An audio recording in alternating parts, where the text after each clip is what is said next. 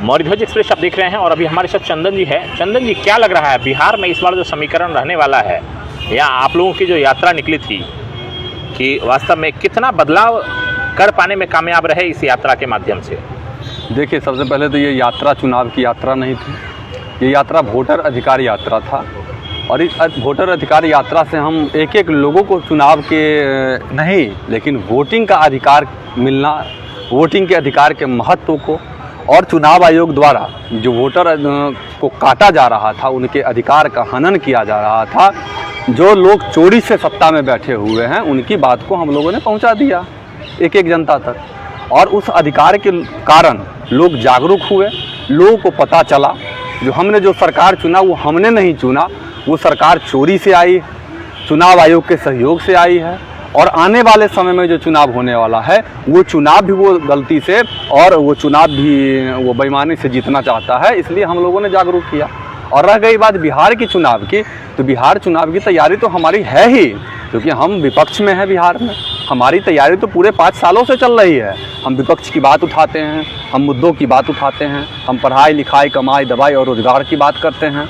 हमने रोज़गार दिया बिहार में पलायन रोकने की मॉडल तैयार किया, बिहार में नौकरी लाओ मेडल लाओ नौकरी पाओ का पॉलिसी बनाया, बिहार में टूरिज्म पॉलिसी बनाया। तो हमारी तो नीति ही ऐसा था।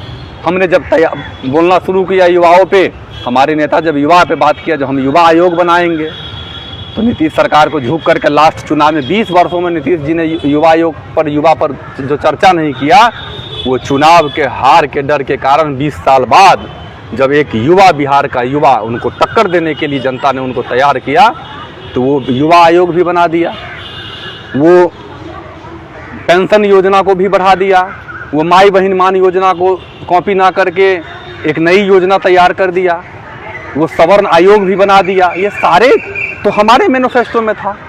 वो बिजली मुफ्त बिजली की बात था, वो भी वो लागू कर दिया। तो कहीं ना कहीं हमारी जो योजनाएं थी, जो कार्य हम सरकार बनने के बाद करने वाले थे, वो कहीं ना कहीं हम सरकार बनने से पहले करवा लिए, झुका करके सरकार को करवाए हैं जनता के लिए। अब जो हमारी तैयारी होगी, अब जो हमारा सरकार बनेगा, अब हम उससे ऊपर लेवल की बात करेंगे। जब हमारा ग्राउंड फ्लोर तैयार हो गया है, अब हम ग्राउंड फ्लोर से फर्स्ट फ्लोर बनाएंगे, सेकंड फ्लोर बनाएंगे, थर्ड फ्लोर। अब डेवलपमेंट हम तैयारी तेजी से करेंगे। जो हमारा प्राइमरी रिक्वायरमेंट था, वो 20 सालों से ये सरकार ने नहीं दिया था, उसको इनसे मजबूर करके, नाक रगड़वा करके हमारे नेता ने करवाया।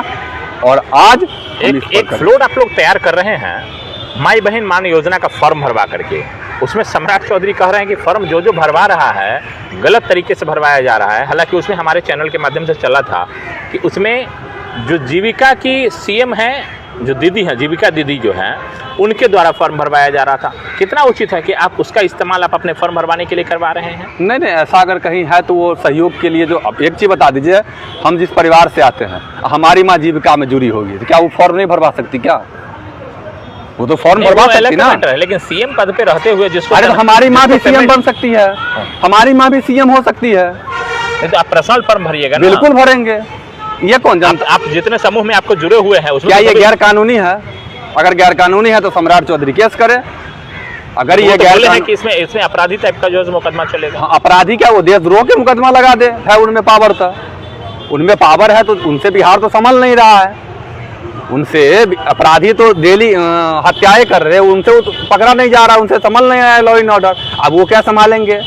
वो जिनके पीछे लगवा बने हुए हैं वो खुद बीमार है बेचारे, जिनके हाथ में गृह मंत्रालय है वो खुद बीमार हैं, तो वो क्या संभालेंगे? वो सत्ता भोगी है, सत्ता भोगी हटेगा। बिहार के लोकतंत्र व्यवस्था को हम कायम करेंगे। और युवा जब जागेगा तो याद रखिए, ये लोकतंत्र है।